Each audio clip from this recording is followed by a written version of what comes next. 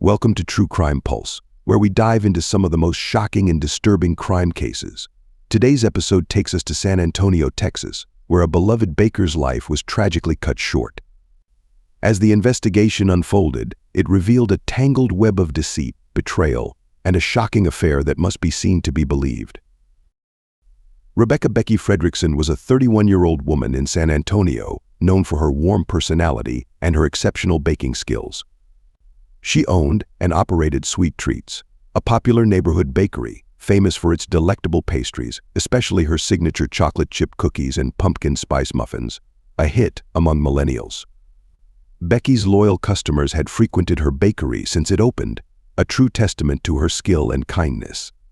She was married to Michael Fredrickson, a 35-year-old financial advisor.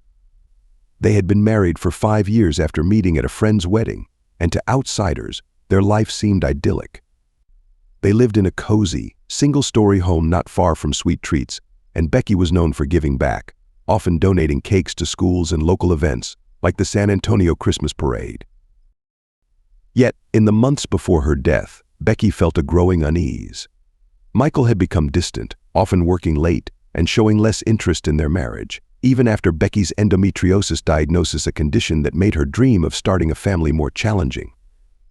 Despite these struggles, Becky stayed hopeful and dedicated, often working late at the bakery to perfect new recipes.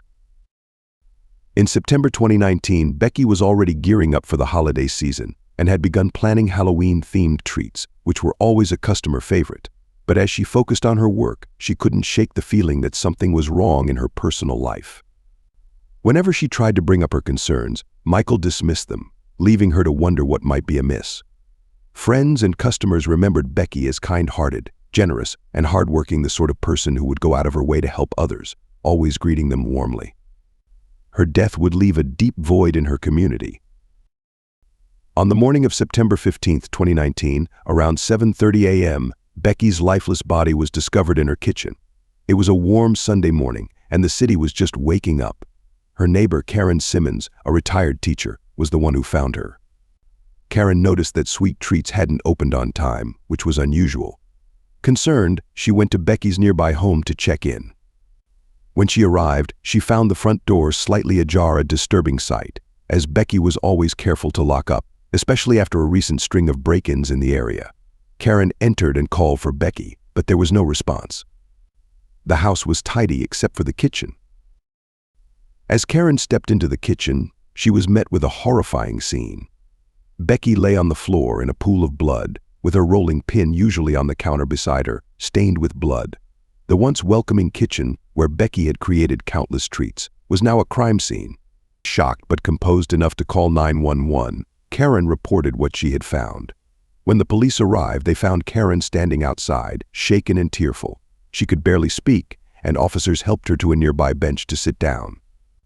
The news of Becky's death quickly spread, leaving the community in disbelief. How could such a kind, gentle soul meet such a violent end? Responding to the 911 call, officers from the San Antonio Police Department arrived on the scene within minutes. Sergeant Maria Diaz, a seasoned officer known for her compassion and attention to detail, and Officer James O'Neill, a newer officer eager to learn, quickly secured the area, setting up crime scene tape around Becky's home. The quiet neighborhood, typically filled with the scent of fresh pastries from Becky's bakery, was now overtaken by the flashing lights of police cars and the hum of emergency radios. As they entered the house, the officers were struck by the eerie silence. The living room was untouched, with cozy furniture and framed photos of Becky's wedding day displayed on the walls. But as they approached the kitchen, the scene changed dramatically. The kitchen, once a place of warmth and comfort, was now a gruesome crime scene. Becky's body lay in the room. Her blood spattered the white tiled floor, and the rolling pin, a symbol of her love for baking, was lying nearby, covered in blood. Sergeant Diaz's experience kicked in as she began to assess the situation. The scene indicated a violent struggle. Chairs were knocked over, and a mixing bowl had fallen to the floor. Its contents spilled out. Becky's apron was stained with blood, and her hands showed defensive wounds, suggesting she had fought hard for her life. Officer O'Neill took photos of the scene, while Diaz carefully noted the details. The forensic team arrived soon after. Led by the team collected fingerprints, blood samples, and any other evidence that might help piece together what had happened. The medical examiner, Dr. Lillian Pang, a no-nonsense 55-year-old with decades of experience, arrived to examine the body. She noted that Becky had suffered multiple blunt force injuries to her, and the time of death was estimated to be between 10 p.m. and midnight the previous evening. The brutality of the attack shocked everyone present, including the seasoned investigators. Outside, the news of Becky's death spread quickly. Neighbors gathered, whispering in disbelief. Many of them knew Becky personally, having bought her baked goods for years. The sight of police cars and the knowledge of what had happened inside the house left the community in a state of shock and mourning. As the investigation continued, the police focused on gathering every piece of evidence they could find. They knew that the crime scene held the key to solving this brutal murder. They needed to find out who could have committed such a heinous act against a beloved member of the community. The investigation into Becky Fredrickson's murder quickly turned its focus on her husband, Michael Fredrickson. Michael, 35, was a well-known financial advisor in San Antonio. To his clients, he was the picture of professionalism, calm, dependable, and trustworthy. He had a strong reputation in the community, often seen at networking events and charity functions. However, behind closed doors, Michael was far from every woman's dream husband. He was completely different. Angry with an insatiable sexual appetite his wife could never fulfill. He was a man of secrets, deeply unhappy with his life and marriage. In the days following Becky's death, investigators dug into Michael's personal life. They learned that Fredrickson's marriage had been strained for quite some time. Becky's endometriosis diagnosis had not only shattered her dream of starting a family, but also placed significant strain on the sexual aspect of their relationship. Michael, who had once been an attentive and loving husband, grew distant and frustrated. He began spending more time at work and less time at home, often coming back late at night, or even after unexplained absences for several days. Colleagues noticed that he seemed stressed, but Michael brushed off their concerns, saying it was just life stuff. The real shock came when police uncovered Michael's affair with Becky's mother, Margaret Ruth Breedlove. Ruth, who had re-entered Becky's life only a few years earlier, was 48 and still possessed a charismatic charm and smoldering sexually or somewhat restrained daughter couldn't match. The affair had started as a harmless flirtation but quickly escalated into something much more serious. Michael and Ruth had been secretly seeing each other for sex, even having sex on their matrimonial bed when she wasn't home. The affair shocked the investigation, painting a picture of a man caught between a troubled mother-daughter relationship and a tangled web of deceit. During his interrogation, Michael initially denied any involvement in Becky's murder. He maintained that he had been at the office late, working on a client's portfolio, and had come home to find Becky already dead. However, as detectives pressed him about his secret sexual relationship with Ruth, Michael's calm demeanor began to crack. He became defensive, insisting that the affair had nothing to do with Becky's death. But when detectives confronted him with evidence of his infidelity, including explicit text messages and naked pictures sent between him and Ruth, Michael's composure shattered. Police noted that Michael's behavior was suspicious, his answers were evasive, and he struggled to provide a clear timeline of his actions on the night of the murder. Investigators also found it odd that Michael showed little emotion when discussing Becky's death, often speaking about her in a detached manner, as if she was just some dead person you saw on the news. Despite his attempts to distance himself from the crime, Michael's affair with Ruth provided a strong motive for murder. The pressure on Michael was mounting, and detectives were determined to get to the truth. As the investigation into Becky Fredrickson's murder deepened, police turned their attention to Margaret Ruth Breedlove, Becky's 48-year-old mother. Ruth had a complicated history that raised several red flags for detectives. She had re-entered Becky's life just a few years earlier after spending decades living a free-spirited and often reckless lifestyle. Ruth had moved from Oakland, California to San Antonio to reconnect with her daughter, but her arrival had brought more turmoil than healing. Ruth was a striking woman who had always enjoyed being the center of attention. Even in her late 40s, she maintained a youthful appearance and a sexually magnetic personality that drew people to her. After giving birth to Becky at the tender age of 17 and leaving her in the care of her mother when Becky was just a child, Ruth had spent years drifting from one job to another and from one relationship to the next. She had worked as a house painter in Oakland, where she was known for her bold fashion choices and colorful personality. Ruth's life veered into an unusual path when she joined a cult known as the Sunshine Family in the late 1990s, a choice that led to her cutting off contact with Becky for nearly 20 years. When she finally reappeared in Becky's life, it was apparent that her personality hadn't softened. Ruth was still as flirtatious and attention-seeking as ever, quickly causing friction in Becky's marriage. Ruth openly flirted with Becky's husband, Michael, even brazenly kissing him in front of her daughter, adding strain to the already fragile mother-daughter relationship. During her interrogation, Ruth was shockingly forthcoming about her affair with Michael, describing it as a passionate, consuming relationship that made her feel alive in a way she hadn't in years. She even went as far as justifying the affair, claiming Michael had been unhappy and unfulfilled in his marriage, and that she was merely providing him with excitement he couldn't find at home. To Ruth, the affair wasn't just a fling, it was a profound connection that she believed was meant to happen. However, despite admitting to the affair, she vehemently denied any role in Becky's murder, claiming she was at home on the night of the crime, watching reality TV and sipping wine. Her demeanor was surprisingly defiant, almost as though she saw no wrongdoing in her actions. Detectives noted her lack of remorse, observing that she seemed more concerned with the impact of the affair's revelation on her reputation than with the fact that her daughter had been murdered. Ruth's self-centered attitude made her a compelling suspect, but with no solid evidence linking her to the crime, the investigation pressed on. As the case continued, detectives turned their attention to another suspect, Danny La Calibra Hernandez Basco.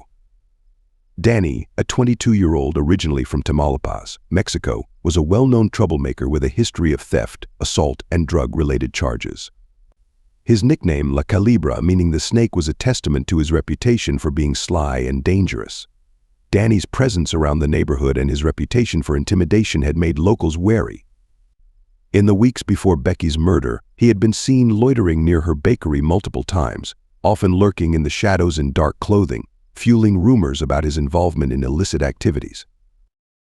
When police brought Danny in for questioning, he was defensive but insisted on his innocence, claiming he was merely in the area to meet friends who had recently arrived from Mexico. According to him, he had no reason to harm Becky and had never even met her. Frustrated, Danny lashed out at the detectives, accusing them of targeting him unfairly due to his criminal record and ethnicity, calling the investigation a biased witch hunt. Despite his protests, the police couldn't ignore his violent past and close proximity to the crime scene. Yet, as the interrogation went on, it became evident that there was no concrete evidence linking Danny directly to Becky's death. There were no witnesses placing him at the scene at the time of the murder, and no physical traces connecting him to the crime. He was eventually released but remained under police surveillance. Days of mounting frustration passed with no clear suspect until, on September 18, 2019, the investigation took a dramatic turn. During a follow-up interview, Ruth dropped a shocking revelation that would alter the course of the case. She was pregnant, and the father was her son-in-law, Michael Fredrickson. This revelation stunned detectives, adding an intense layer of complexity to an already twisted relationship. Now, the affair between Ruth and Michael wasn't just a casual dalliance, it was deeply entwined in a web of betrayal and lies that pointed directly at motives for Becky's murder. With this bombshell in hand, investigators refocused their efforts, revisiting the crime scene and re-examining every piece of evidence to unearth any details they might have missed in their initial analysis. On September 20, 2019, just days after Ruth's confession, detectives returned to the scene of Becky's murder, determined to uncover any further clues that might finally lead them to justice. Inside Becky's home, the crime scene stood untouched, an unsettling reminder of the tragedy that had unfolded. Detectives moved cautiously, sifting through the room where Becky had met her violent end. Their primary focus remained on the rolling pin, identified as the murder weapon. Forensic specialists re-evaluated it for traces of DNA or fingerprints, hoping that the re-examination might yield the evidence they'd previously missed. The tension in the air was palpable as they continued their search, determined to find the one clue that could finally bring the truth to light. Meanwhile, the investigation turned its focus to Michael Fredrickson, Becky's husband. The shocking revelation of Ruth's pregnancy brought a new dimension to the case, prompting detectives to piece together Michael's actions and state of mind in the days and weeks leading up to Becky's murder. Colleagues reported seeing an uncharacteristic change in him. Anxiety had weighed on him visibly, with mistakes at work and erratic behavior hinting at a man unraveling under the pressure of hidden secrets.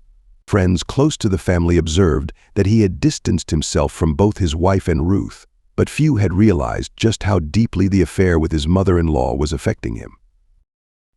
A breakthrough came when detectives found deleted text messages on Michael's phone, recovered by digital forensic experts. The heated argument between Michael and Becky on the night of her murder came to life through the recovered messages. In one text, Becky confronted him about the affair, indicating she was aware of his relationship with Ruth. In a panic, Michael admitted to it. The argument escalated, with Becky's accusations and Michael's defensive responses intensifying with each message. Finally, in a shocking culmination, Michael texted her with a chilling threat, suggesting he would F you to death for the detectives. The texts painted a damning picture: a man caught between his wife and a forbidden lover, driven to a point of desperation and rage. With this new evidence, the police felt confident that they had enough to connect Michael directly to the murder. Not only did they now have a motive: Michael's desire to cover up the affair and escape the looming consequences of Ruth's pregnancy, but they also had a clear threat documented on his phone. On September 21, 2019, officers approached Michael's home in a quiet San Antonio neighborhood, arriving in the early evening, certain he would be home. As he answered the door, the contrast in his appearance was striking. This once composed financial advisor appeared haggard and visibly shaken. Inside, the TV was set to a channel showing child-rearing videos, an ironic echo of the life he had tried to build with Becky. The lead detective explained to him that they had new evidence to discuss, and after a tense moment, Michael allowed them inside. Once seated, detectives wasted no time presenting the evidence: the recovered text messages, Ruth's pregnancy, and the motive now clearly tied to his desperation to conceal the affair. As they recounted each piece of evidence, Michael's composure started to slip. At first, he attempted to deflect, arguing that the texts were taken out of context and that he and Becky had simply argued like many couples do. But when detectives referenced Ruth's pregnancy, his facade crumbled entirely. He became agitated, pacing the room, his face pale and drawn as he realized there was no way out. Finally, the gravity of his situation became clear, and Michael broke down, confessing to the affair and admitting that on the night of Becky's murder, he had lost control. He revealed that when Becky confronted him about the affair after Ruth had brandished her positive pregnancy test in Becky's face, a cruel act. Given Becky's long struggle with infertility, he felt trapped and desperate. In a fit of rage, he had seized a rolling pin from the kitchen counter and struck Becky, lashing out in a blind, violent panic. In his distorted view, he thought that eliminating Becky would allow him to escape the consequences of his actions and perhaps begin a new life with Ruth and their unborn child. Michael was arrested on the spot, the detectives reading him his rights as they placed him in handcuffs. He offered no resistance, hanging his head in shame and resignation as they led him outside. Neighbors gathered on their porches, watching in shock as the man they thought they knew was taken into custody for such a brutal crime. For Becky's family, Michael's arrest marked the beginning of a long, painful journey toward justice, a process that would only deepen as the full story came to light. Michael Fredrickson's trial commenced on December 30, 2019, at the Bexar County Courthouse, drawing significant media attention.